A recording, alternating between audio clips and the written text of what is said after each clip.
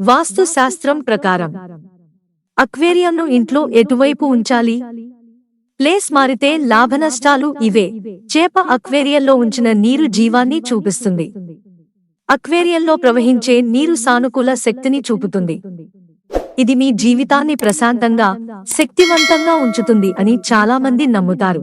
వాస్తు ప్రకారం ఆఫీసులోని అక్వేరియంను రిసెప్షన్ ప్రాంతానికి ఉత్తరం లేదా తూర్పు దిశలో ఉంచడం వలన ఆఫీస్ వాతావరణం ప్రశాంతంగా ఉంటుంది.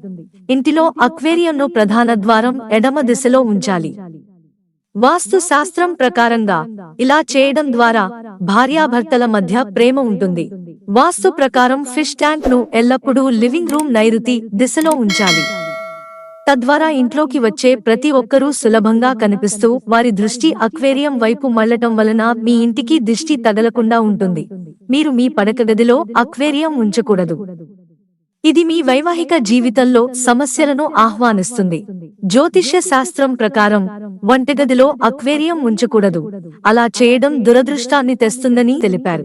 మిత్రులారా, ఛానల్ సబ్స్క్రైబ్ చేసుకోవడం మర్చిపోకండి. ధన్యవాదాలు.